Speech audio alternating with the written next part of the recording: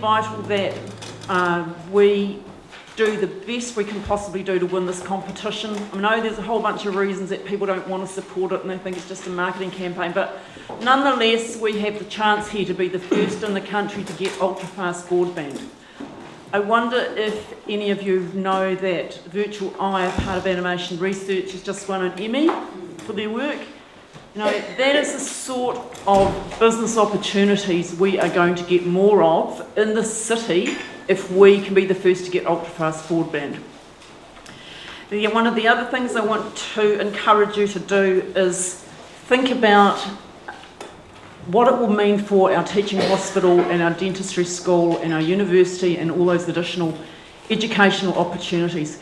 I got involved in this mainly because I believe that the teaching hospital, which we were told here around this table a few years ago, that's why they were supporting the idea of the digital office, because they need to get speedy diagnostic tools.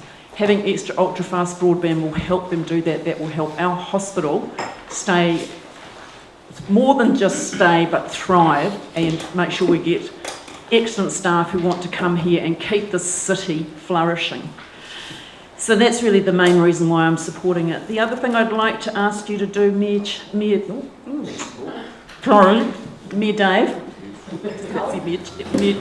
Mayor Carl, now that Oamaru has sort of said, well, we don't think we've got a chance at winning Gigatown, would it be possible, sir, for you to have a little chat to good Gary and say, you know, look, you guys should really be putting your efforts into helping Dunedin now. We're all part of Otago, we're all part of the Lower South.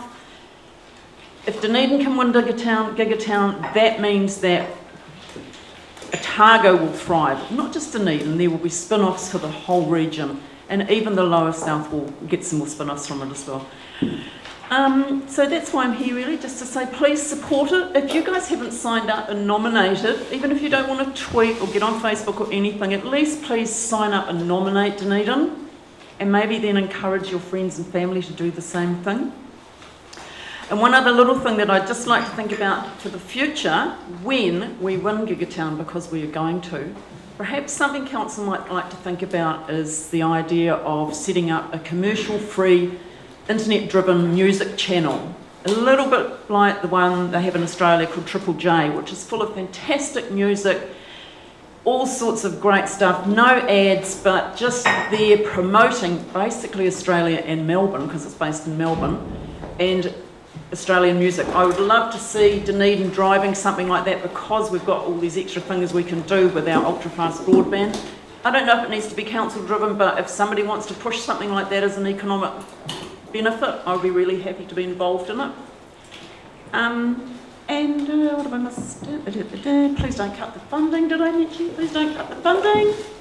Great, thank you very much. Thank you. Questions? Councillor Willis. Look, I'm aware of the Karen system that is a government funded, and that the university and I think the medical school can sign up to. Would Gigatown, would that circumvent the Karen system? Would they then jump to a private provider? Well, how does that work? Because I'm surprised when you mentioned that the hospital would use it as an alternative. I think it's just going to add to what they've already got. Please don't ask me too much technical stuff, because I don't know all the ins and outs of it. I just wanted to be here to say, you know, it's not just under 30-year-olds that are supporting this competition. It's old farts like me as well. Oh my goodness, did I say old fart? I did. Thank you. Any other questions? Thank you for your loud and clear... Oh, was it loud? In the nicest possible way. Thank you. Bless. Thanks everyone. Nice to see you all. Mr. Willis.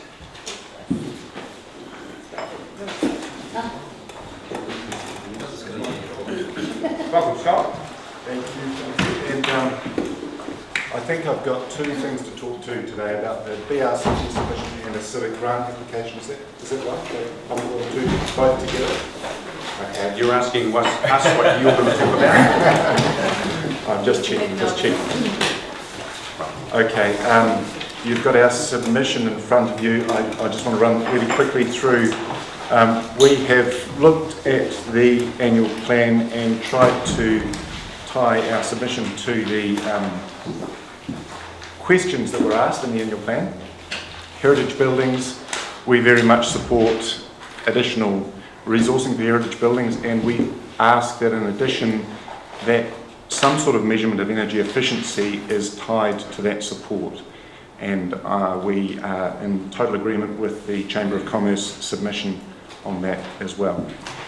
Food resilience, we very much support the development of a small fund for the food resilience work and support our food network's submission strongly, and think that this is a very, very important piece of work for Council to be involved in coordinating and managing. On the Portobello Road, Harrington Point Road project, it's well out of our area. We are very interested in the idea of participatory budgeting and enabling or weighting the local residents' opinions in the way development should occur in that area. And we also believe that there should be weighting given to the most recent work on risk from climate change, which I understand Council will be hearing about in June.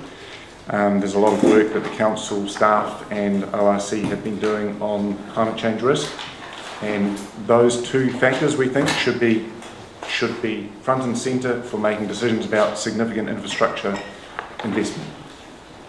The development contributions policy, we endorse the proposed changes. So that's really going through the specific recommendations. We are very, very impressed to see the invest to save principle, and what we are really looking for there is more purposeful investment from the Council. We like the idea that Council might want to consider some external expertise to assist the CEO in making the investment decisions for the city that are going to improve resilience for city finances and resilience in terms of environmental, social and economic outcomes for the city. And we think that there have been examples of how that has worked well in the past. The Community Resilience Forum is one. So I don't know what form that might take, but the idea of investing to save or purposeful investment is something that merits a greater development to ensure that it is effective. On the Waikori energy plan, we are really very, very supportive of the development of the energy plan. We like the work that's happened to date, the community engagement that has been part of the energy plan process. We desire to ensure that there is adequate investment in ensuring a successful development of an energy plan this year, and we would like to see the Council commit to delivering on the energy plan this year, and we would like to see KPIs included in an energy plan that we can measure progress against. As you all know, I'm sure, Blueskin Resilient Communities Trust has a very strong interest in renewable generation. We are looking at a $5+ million community wind development.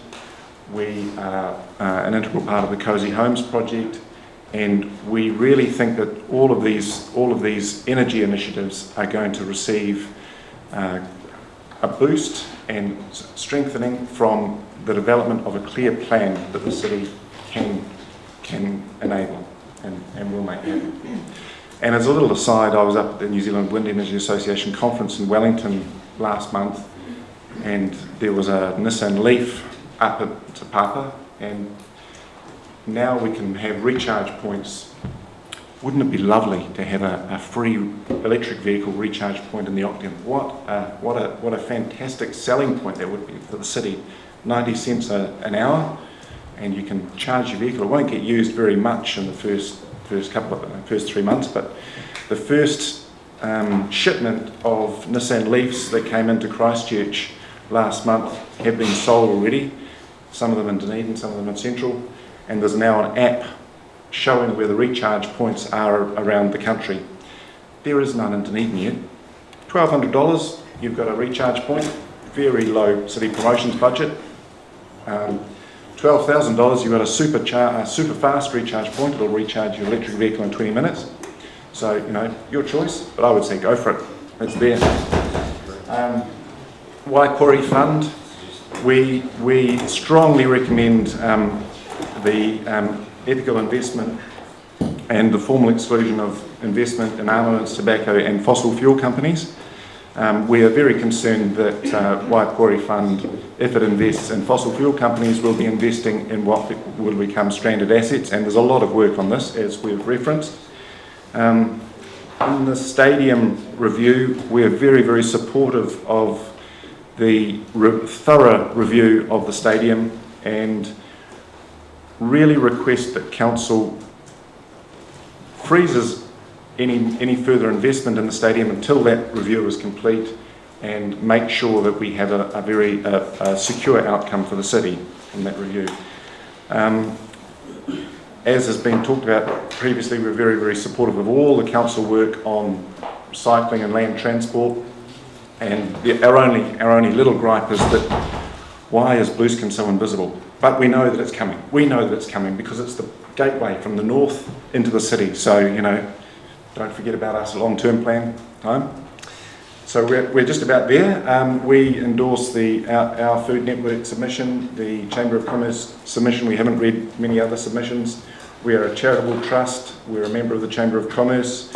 We're a member of the Community Energy Network. We're a local charity. We support the Wise Response appeal for risk assessment in New Zealand. We've got a email subscription of 336 people currently, and we do a lot of work in Blueskin Bay. I think that's just about us for our submission, and now I want to make a request for a civic grant. So, a little segue there. We have put in an application for a civic grant to Council. This is a request for funding to provide free home performance advice to a number of households within Dunedin City.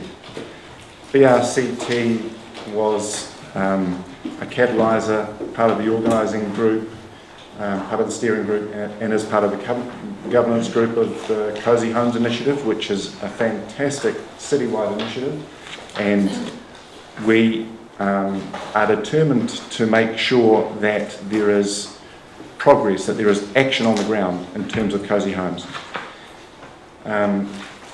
We really believe that, you know, if we give a family a fish, they'll eat for a day, but if we teach a family how to fish, they'll eat for a lifetime. And this is really about how we reduce the demand for the electricity fund by building energy literacy, energy awareness, and the capacity within our community to make significant changes in their energy habits and take charge of consumption.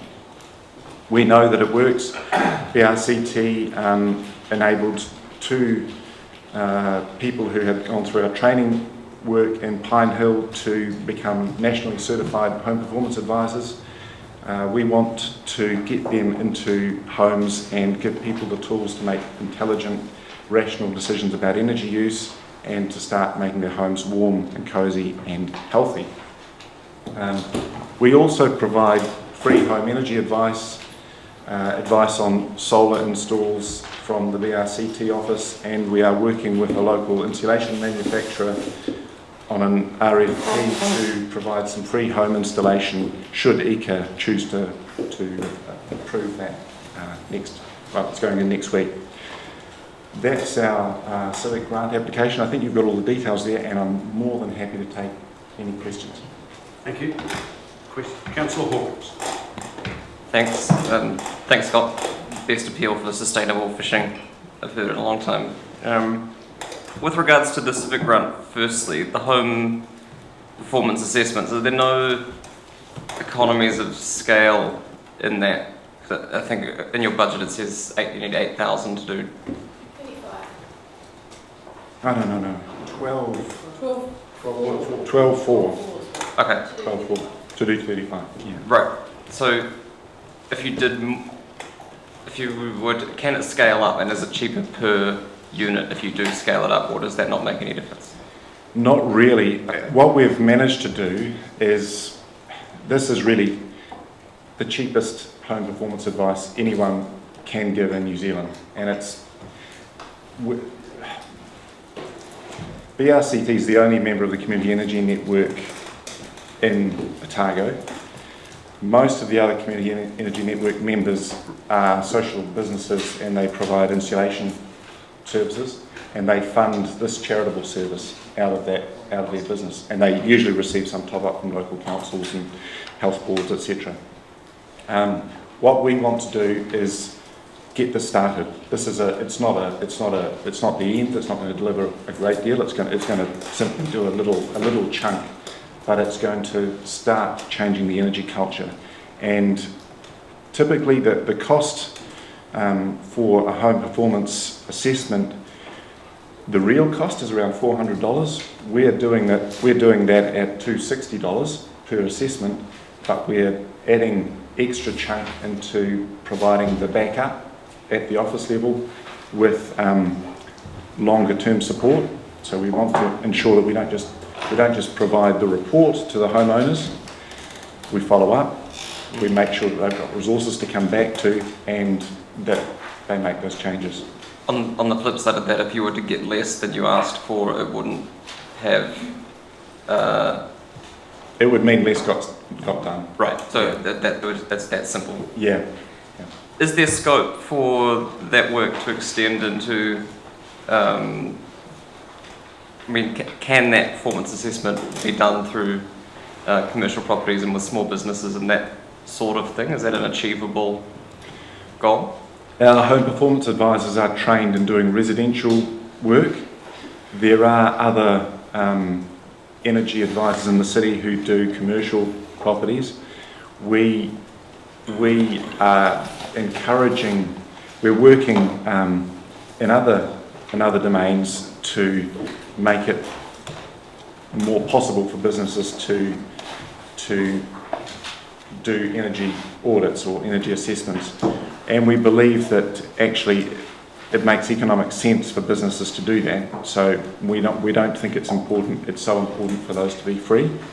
But certainly to get to the most vulnerable, the people for whom this will make the greatest difference are the people who can least afford home performance advice. That's our experience. Yeah.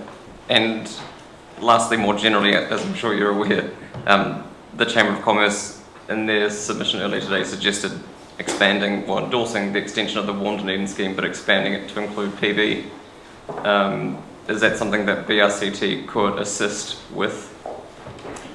We certainly can assist with information on PV. We're providing a lot of information at the moment to members of the community on PV.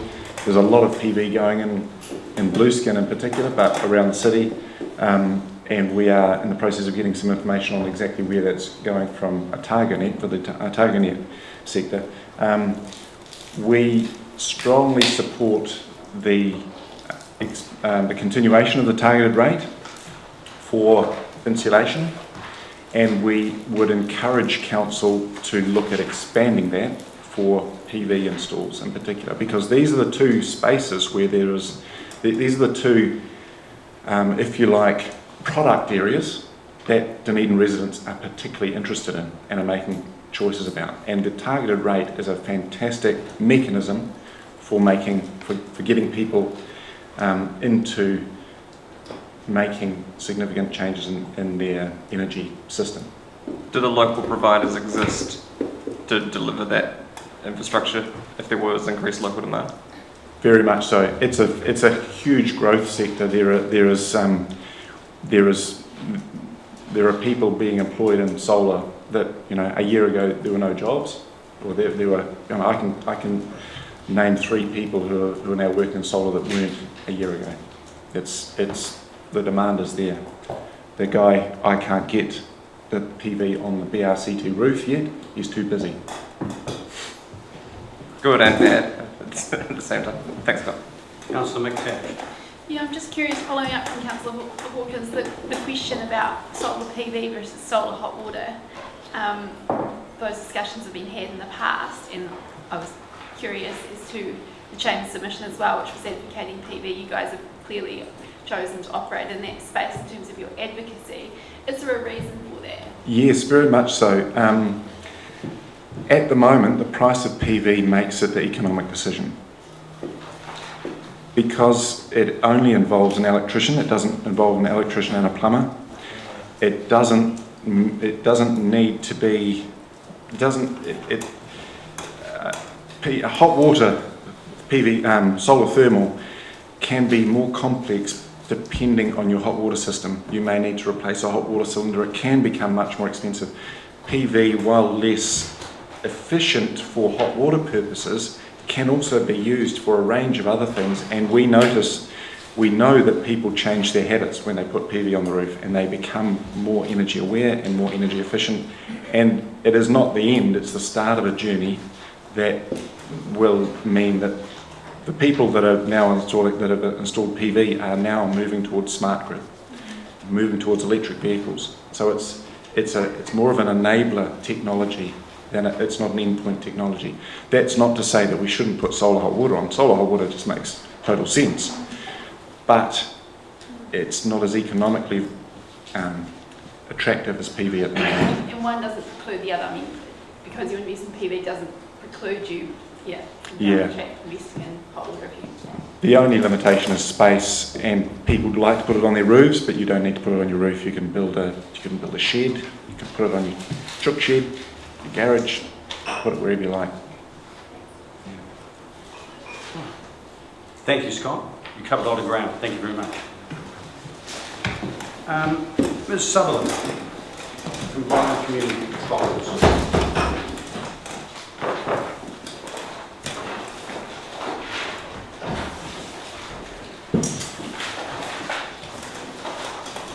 Welcome, nice to see you again. Hello. This seems to be an annual occurrence, which is really good. I'm here on behalf of probably the Dunedin North Patrol. I'm a trustee, I'm the Secretary Treasurer, but I did manage to get some funding from the City Council for all 3 patrols that we have in our area as part of the long-term action plan. And it's really, I'm here to thank you on behalf of them all for the support, which greatly assists what we're doing. I mean, we're all run by volunteers, a lot of us quite old, and we're out till 2 and 3 o'clock in the morning, assisting the police, who seem to be regarding us as more of a big asset, and they are using patrols more than they were before, and looking at new ways of tasking jobs for patrols to do, which can take it off their hands, and they can be concentrating on other things in the community. The training that is required by CPNZ nationally is increasing, and we've all got training booklets at the moment, and those will have to be completed so that we can carry out efficient patrols, and everybody knows what they're doing, and we consider that we are contributing towards this being a safe and healthy city. Preventing crime, we can be the eyes and ears for police, I've said that before. We're out there to observe and report in, and it makes a difference to them if they know they've got patrols on a Friday and Saturday night. They can call us up if there's something that we can do, and we are getting more jobs to do from them, so regarded as a very valuable asset. To the extent that CPNZ nationally is asking that areas now set up district committees. We have a district officer here, and we had a meeting on Saturday at the police station looking at setting up the Southern District Committee, and that covers everybody from Invercargill to Cromwell, Central Otago, Oamaru. Nobody came from Gore to the meeting because it was the opening of the duck shooting, so they did put in an apology. But just to give you an idea, our Dunedin North Community Patrol, last year the Ks travelled were close on 9,000. Hours worked were close on 1,000 hours, and that's just with 2 people. camera hours work because if you don't know, that the first people that the City Council and the police came to see who would volunteer to monitor the CCTV cameras were patrollers. So we put a large number of hours into monitoring the cameras as well. We need your support, continued support, to be able to get to training seminars, and due to the last lot of money, because we have to work behind, we've got 6 patrollers going to the current national training seminar, which is being held in Nelson at the end of next month. So it's expected that we do get patrollers there. New ones need to go for training. Old ones need to be upskilled and reminded of where they're at, and now with the higher level of training required, they're almost looking at NZQA stuff. In fact, some of us have done level 4 of that, and we could probably work as a security officer. I think that's the level that it takes us up to. So I would just ask that you continue to support the 3 patrols in your area.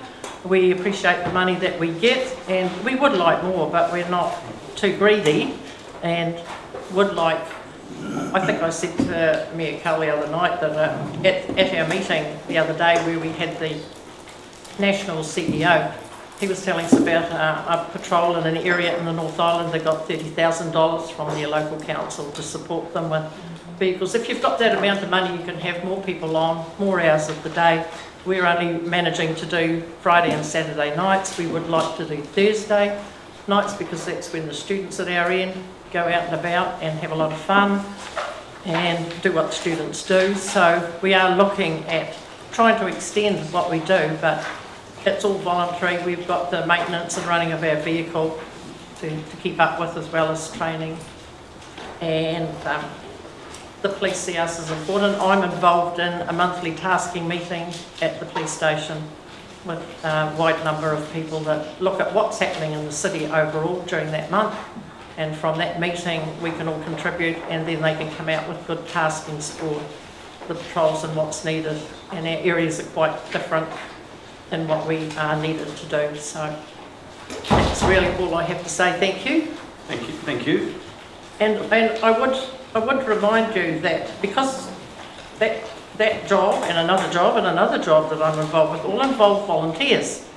And it is National Volunteer Week coming up on the 15th to the 21st of June. And I did mention the other night that the Mayor used to put on a morning tea for volunteers to honour them and what they do in the city, and the number of volunteers we know is huge, as we found out at the Trustpower Awards the other night. Trustpower honour volunteers greatly. I just wondered if the Mayor's morning tea might be reinstated for volunteers. I'll think about it. You'll think about it. Councillor Wilson. Thank you, Marie, for everything you do. It's a fabulous job, and not just in this role, in your other roles as well. I just want to understand, what time does Forrester Park and Bethune Gully close? Because the response from the staff didn't seem to be assistance if that's after the CSA close. I've rung quite often because when we are on patrol, we look at the notice on the gate, 9:30 in the summer and 6 in the winter. So and I think the current group that you have doing the security is not as good as the one before, who they would go up, drive in, make sure there was nobody in there, and at the right time they would lock the gates. Your issue of ways of getting more funding, and I appreciate the role that you do, and it just occurs to me that there may be other ways of skinning the cat, and whether you would be prepared to consider, if the staff were mindful to do it as an operational matter, taking on more roles in order to get that more funding. Because there may be ways that, for example, closing gates, that actually works in really well with what you're doing anyway. Well, I just live down below the gates, so I could be paid to go up and shut them.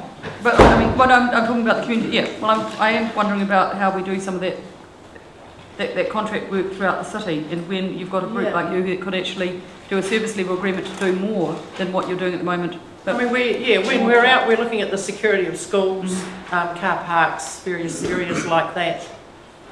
And we certainly up our end were asked by the local moteliers to keep an eye on what was going on in George Street and King Street. Also the Northern Cemetery, And the parks in that area are all areas. The boat harbour, we check on the railway station, the Tyree train. And we go virtually wherever we are tasked to go by the police, which could be anywhere. Our area is quite large. It covers up Mornington, Pine Hill, Kaikoura Valley. We are asked to go to maybe Sawyers Bay, Port Chalmers, and we have been tasked to go to Arapawana. So we can travel quite a large number of days and nights. Again, thank you. Councillor McTaggart. Kate raised my point. That's all good. Thank you. Thank you for your submission. Mr. Tucker.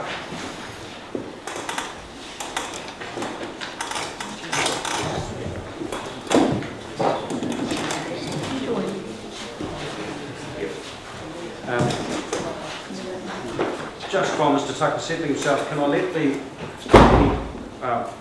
submitters who are here now know that we are running about 45 minutes behind, which is why if you're past the time that you were given, that's the reason we're just running behind you.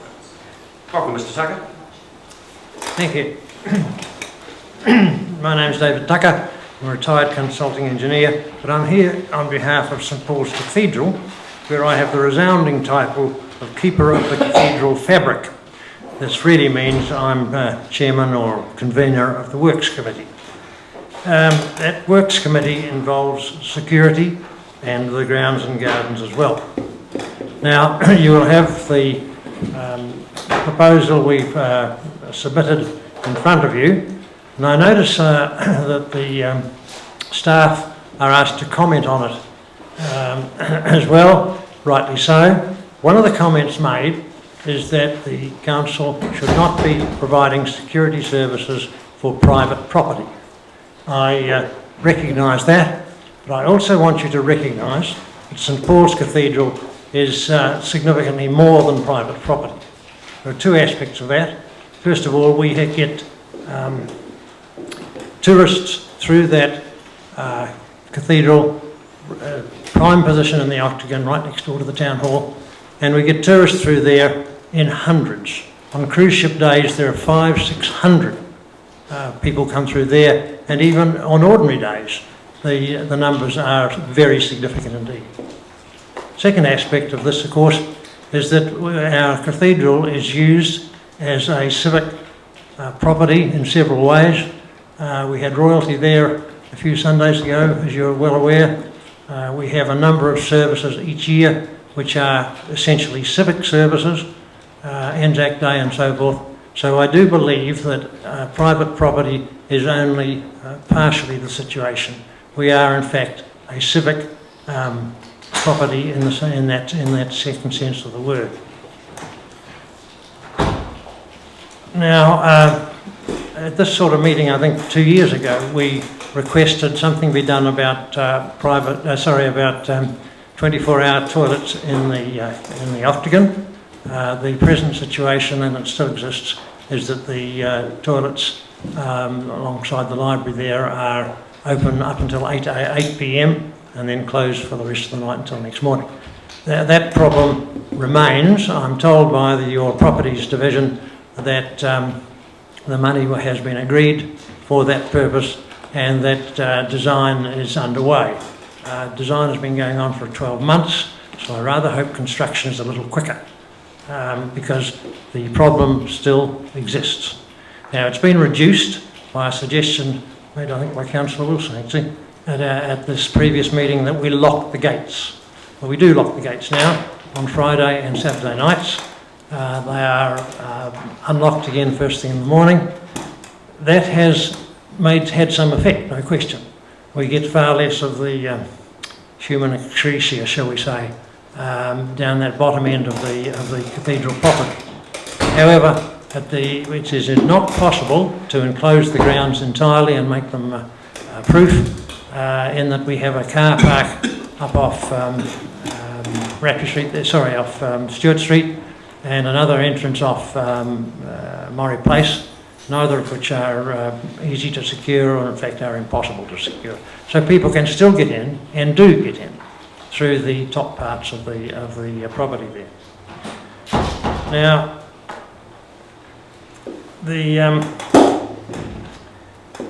we prefer to keep the cathedral grounds open. They are used by the public in a number of ways. We've got trees and a garden space and so forth, and a quiet, semi-secluded part of the city. So people who want a bit of peace and quiet, not be involved in the hurly-burly of traffic and people activity in the Octagon, they can come to the other side of the cathedral, and they do. We have people sitting on the grass there having a picnic. We have students doing study there and so forth, where there's a bit of peace and quiet. So we believe that keeping the cathedral grounds open is a desirable feature, to say the least. So locking them at the 2 nights a week, Thursday and Friday night, is a pretty good compromise. However, there is another problem, and I'd like to perhaps just pass this round.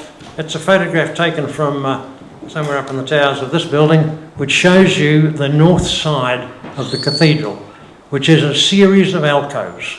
The structure is such that those alcoves are immediately accessible, and they afford quite a bit of privacy in that there's nowhere that you can view into them.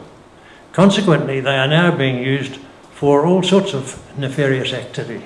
We have drug problems going on in there. I've discovered pipes used for smoking some sort of drug. I don't know that particular field very well. There's alcohol, of course. There's, what do they call it, solvent sniffing. All this sort of thing is going on behind in those alcoves. We've come across it during the day, and particularly on Sunday mornings, I have a self-appointed job of going around the cathedral at 9 o'clock in the morning and picking up whatever rubbish and so forth is there. I get between 1 and 2 cartons of bottles and cans, and quite a few of these other items, legal high document packages, all sorts of things. So something needs to be done, because it's a public health as well as a law and order problem. And I believe the council has within their powers the answers to this. The simplest procedure, as far as I can work out, is to install a CCTV camera on the roof of the parapet, I guess it is, of the Glenroy Auditorium. That CCTV camera would peer into all of those alcoves, cover 90% of the area, and would be an excellent way of handling this. It's monitored by the police and their volunteers. If they saw something going there, they can radio somebody, a police officer who's in the Octagon, and it would be very quickly corrected. Hopefully it would only have to be done 2 or 3 times and the word would get around. Anyway, I've put that to you. I believe such a CCTV camera of the right resolution and so forth up there would be of the order of $10,000. I know that there has been a discussion about this when the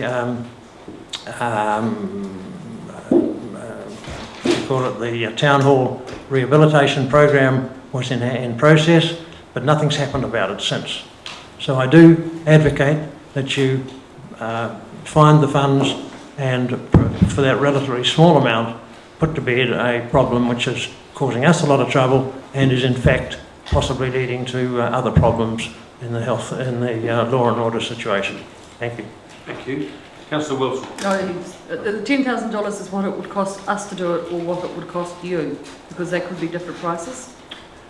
I haven't investigated the price direct. That was a figure mentioned when this was discussed with, I think, the police back about 2 years ago.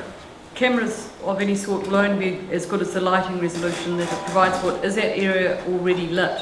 It's already lit. There are, what do you call it, motion sensitive cameras, motion sensitive lights in that area. We haven't covered all alcoves with that. There's I think 4 of them are covered, but we can't afford to put them in all there. However, that seems to have very little effect. One area which is a very popular spot is covered by a motion sensitive camera, light, and there's activity still goes on there. Thank you. Just, I presume that this comes at some personal expense of the members of the church having to go down to lock and unlock gates. Well, I do it, I'm a volunteer. Perhaps we should be talking to the previous speaker, actually. Any further questions? Thank you, Mr. Tucker. Appreciate your submission. Ms. Dons, City Choir Dunedin. Welcome.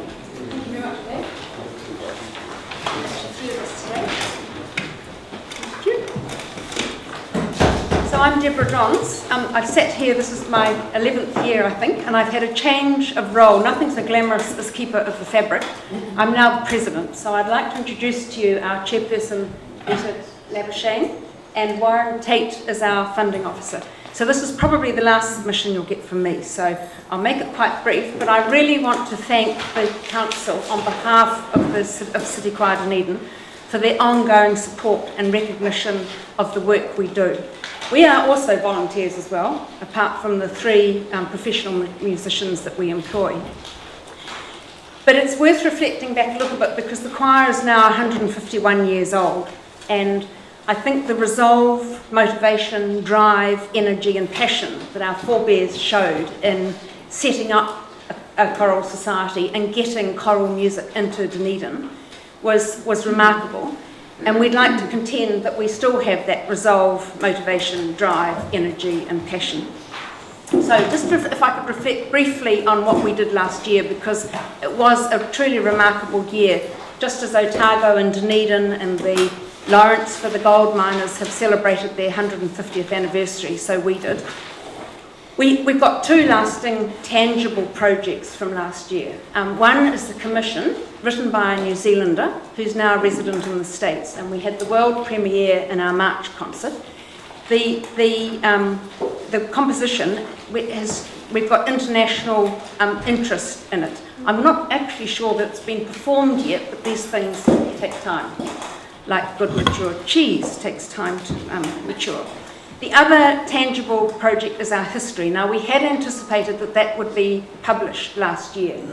It wasn't, and mostly because the vast amount of material that we have in our archives has taken time to collate and sort out. But our historian has entered it all on data sheets and spreadsheets, so it's now all accessible by computer. So that in itself is a tangible, lasting project that we've achieved. The publication will occur, and we will be delighted to provide the DCC with a copy of our history, because it's very much part of Dunedin's history. We also had a number of concerts, as you will have been aware from last year, and one of the most significant things was when the New Zealand Symphony Orchestra recognised the high quality of music provided in Dunedin and invited us to tour to the other 3 major cities with their Verdi Requiem, being an anniversary year of Verdi. It was really quite remarkable, and for many of us, in fact, a highlight of our lives, to be invited to go and strengthen the choirs in Auckland, Wellington and Christchurch. And we were extremely proud to represent Dunedin, and I think we held our end up quite well, if I say so myself, but I'm not going to sing to you today. It's been quite interesting because an outcome of this is that Auckland Choral Society have decided they're doing a very large work towards the end of the year, and they would like to be augmented because they need a larger choral force. So we've been invited to go again up to Auckland, and we are now looking to bring them back here. So it's the collaboration and the interest elsewhere in New Zealand is certainly growing. Our online presence is growing, and some of our YouTube clips have received incredibly positive and glowing responses from people all over the world. In fact, we're being invited to tour elsewhere, but I think that's a wee bit logistically and a wee bit too enthusiastic for us. So just to clarify, because you've got our written submission, we have really strong relationships with the Southern Symphonia, the university and the music department particularly, other choirs not only in Dunedin but throughout New Zealand, and with students of music in particular. Our administration is all voluntary, And the civic grant that we can see in the draft annual plan of $10,000, in terms of your budget, it's not big, it's significant to us.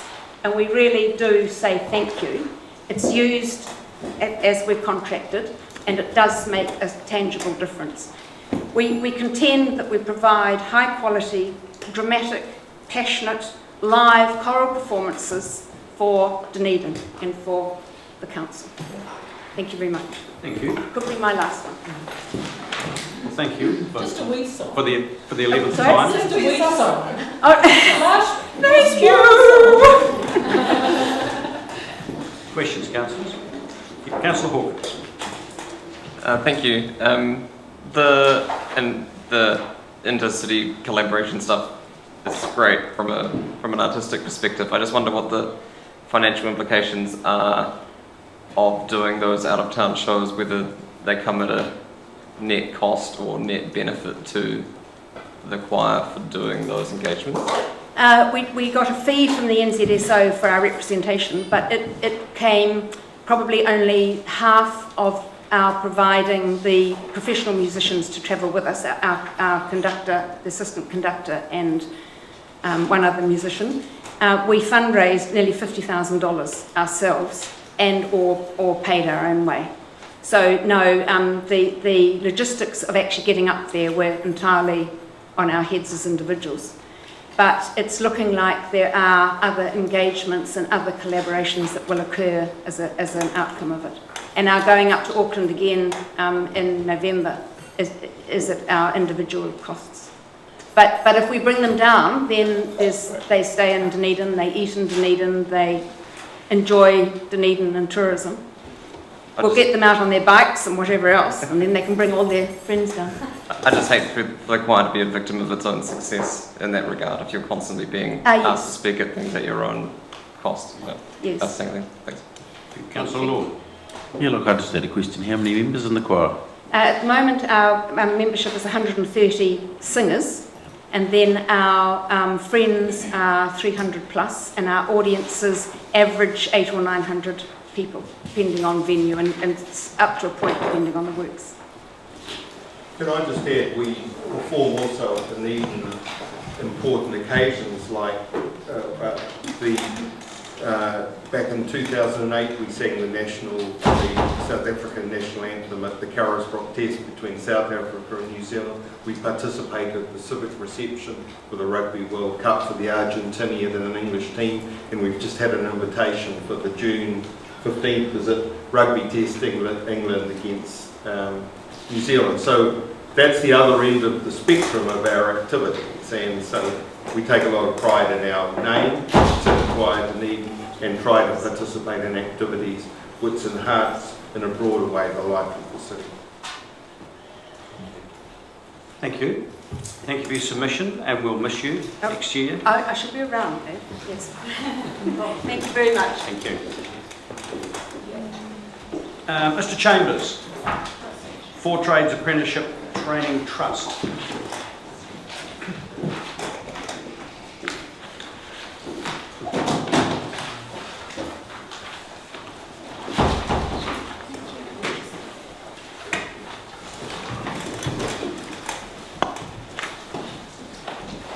Welcome, Warren.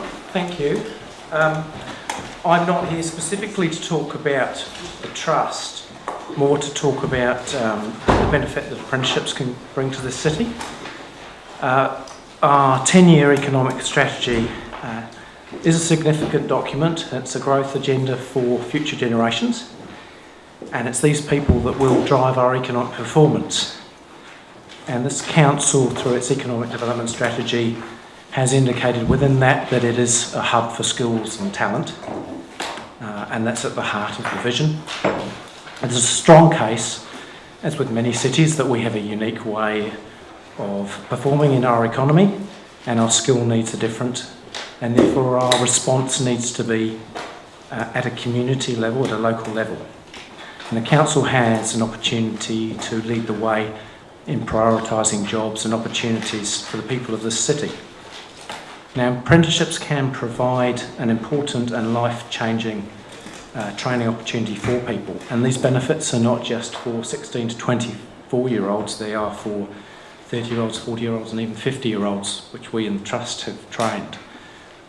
The dollars spent by this local authority each year give it a huge leverage and means that its spending decisions have a huge impact on businesses, jobs and wider social value.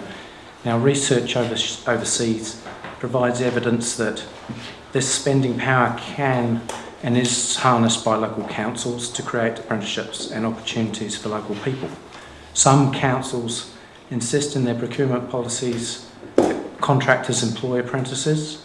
Some councils use their procurement policies to ensure all contracts over a certain amount create apprenticeships, work experience and employment opportunities.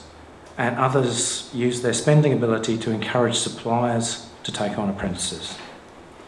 Promotion of apprenticeships is vitally important to their success, as well as reassuring employers and others that the initiative will benefit them and be a constructive contribution to the local economy. This council could come up with some innovative ways to promote apprenticeships to young people, such as targeted events, promotion through existing channels to reach employers and young people, and the creation, for instance, of apprenticeship ambassadors or champions. I recognise that the key to growth is not a magic bullet of skills investment, or in this case, apprenticeships. It is critical to have a step change in productivity, but I believe the economic development strategy provides the perfect platform to allow entrepreneurialism to generate apprenticeships. I encourage the council to continue to think proactively and strategically about how your money can go further and how the benefits of projects can be spread more widely. I further encourage council to specifically consider support for an apprenticeship approach within the economic theme of a hub for skills and talent, and would welcome further discussion with council and the economic development unit on that matter. Okay, thank you. Questions, councillors? Councillor Wilde. Thank you, Warren. How much are you seeking, and or how much? I'm not seeking any money from council. I want to use existing resources that council has and think about slightly different ways, perhaps to leverage off of council's buying and spending power. I seek some engagement within that process of developing skills, so that the apprenticeships and work experience and training for certain sections of our community is considered within that model around skills. It's not just a tertiary approach. I need some balance in there. So really I'm just seeking engagement at this stage. And how many apprentices do you have under your program? Currently we look after 50 apprentices around Otago, 29 of them within Dunedin, and another 10 or so we assist companies with. We currently work with about 47 companies. So we have a reasonable payroll throughout Otago, and on average we complete somewhere around 15 apprentices each year. Councillor Hawkins. Thank you. Thanks, Warren. I just wondered, as central government funding for adult and community education continues to evaporate, whether as a result of that you've noticed an increased demand on, or any increase in demand for your services, particularly among those, in your words, in their 30s, 40s and even 50s who are reskilling and retraining? That's an interesting segue. Of course, grants, the student grants have never been available for apprenticeships, so apprenticeships have always been seen as a slightly different approach to training, vocational training. The Trust is funded by commercial contracts. We charge companies to operate. We don't receive government funding and haven't done for a number of years. People in their 30s and 40s, it's arguable that without access to some of those ACE courses, they are slightly restricted in being able to change their careers or develop their skills. The big challenge for people as they get older to participate in apprenticeships is of course starting wages, which they already have commitment with families and mortgages, and that often prevents them from retraining. Do you have more demand than you can handle? The challenge for us is we have a particular ratio of facilitator to apprentice. And so each time, you know, we're currently at 50, we have a little more capacity. I've got 2 facilitators. We need more resources to take on the next facilitator who can then handle the next load of apprentices. Big challenges for us are the availability of people within the workforce who can pass on their knowledge. As you're aware, you know, average age of a small business owner is 58, 59 at the moment. We're gradually losing those people that are able to pass on their skills and knowledge. So there's a real challenge there. Young people also are faced with quite a struggle in terms of choices, because I believe that they perhaps don't receive as much information or understanding around the world of work whilst they're going through secondary education, and therefore they're not aware necessarily of the options around apprenticeship training. And apprenticeship training is huge. It's not just restricted to what we would call traditional trades. It's possible to construct an apprenticeship in a whole variety of things, you know, including IT-related subjects. Thank you. Council for the civic grant, which is enabling us to provide a small, affordable theatre for Dunedin's community groups. Just to update you, one of the issues raised in earlier years with the council was the governance and management of the theatre. Last year, the Mayfair Theatre Charitable Trust was formed and is fully functional, and we're hoping within the next few weeks that the assets will be transferred over from the Dunedin Opera Company to that trust, so which will remove all the problems that both organisations have looking for money from the same providers. I was just distributed the concept plans which we've just had drawn up by Oakley Gray Architects, which address 2 of the main issues that members of the public have with the theatre, and one of them is disabled access. The second one is the lack of toilets. So we've started on path, which is a very long journey, and we were able to get $5,000 from the Heritage Fund last year, which we haven't taken up yet, as we hoped that it's specifically targeted for earthquake strengthening work. We hope to get some more funds ourselves and start on the earthquake strengthening plans for the building. And pretty much that's where we're at. We're forging ahead. We don't ask for any more increase in the grant this year, but if you'd like to increase it, please feel free. And I'm just happy to answer any questions. Thank you, Jeff. Councillors, questions? Sorry to keep you so long. That's all right. Thank you, Jeff. Thank you for your submission. Thanks for that. Murray Lawrence. Welcome, Murray. Thank you.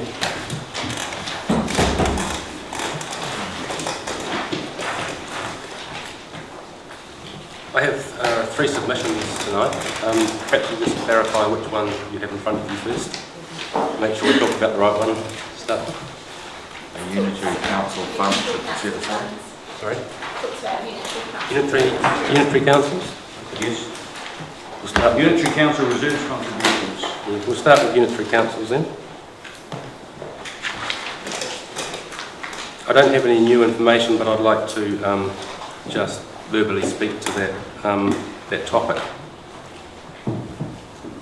I submit that the DCC allocate funds to further the investigations of creating one unified council encompassing ORC and DCC. My prime drivers for this idea is integrating a practical working relationship with the DCC and the regional services. It's an opportunity for better communications between organisations and the community. The Otago Regional Division would be able to leverage off a superior DCC service delivery. Some of these ideas come from my own experiences that I've had with the Otago Regional Council and City Council as well. I think it would remove poor front office services from the ORC and enable better care of all ratepayers and customers. It would remove future narrow and inconsistent thinking around how to charge rates for the Leith and Lindsay Creek flood schemes. Once again, personal experiences, inconsistency, and not very logical in the way that they have charged ratepayers in those regions. For example, if you drive past my property in Woodhall Street, should you pay some rates for having the privilege of driving through an area where there's an opportunity to have a flood? I think you would drive past, but you wouldn't think about the fact that I'm paying higher rates to make sure that that area is flood-free. I think it would remove the confusion around who is responsible for what parts of Otago and stop both organisations passing the buck to each other, when in the end someone has to be responsible. Situations have arisen where you go to one council and they say, no, we'll have a look at that. You don't hear back, and then you find it's gone to another council, and you end up with, it's not my responsibility, etc., etc. Costing. Definitely an opportunity to reduce overheads and governance costs. Due to the joint use of shared services in one organisation only, total costs of the ORC would be in the region of $615,000 for audit 321, directors fees 294. I mean, there would have to be some savings in governance costs. Rationalisation of building use.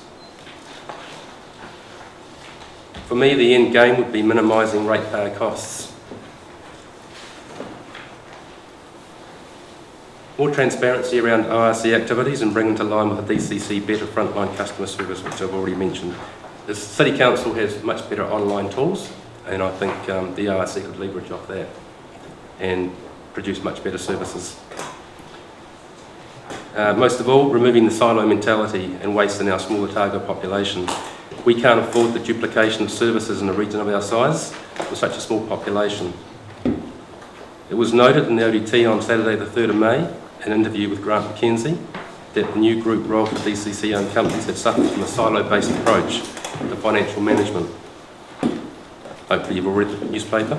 DCC and ORC, they need to be strategically grouped.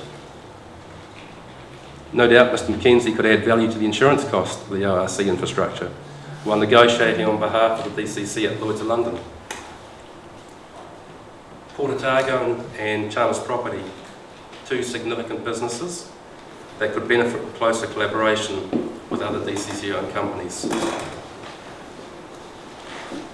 For example, other unitary councils in New Zealand are Auckland Super Council, formed by the merging of the Auckland Regional Council with other city and district councils. We know about that story. Gisborne, covering most of the East Cape, Nelson, Tasman and Marlborough. Those councils have merged. So I believe this is an opportunity worth serious consideration to show Otago as progressive. My recommendation is the budget for the feasibility work to promote unitary council. There are just too many good reasons why unitary council would be best for our region. And I guess we're a very small regional population with a very, very large geographic area.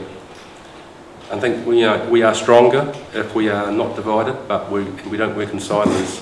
And I really believe that this council should put some funding aside to look at that option.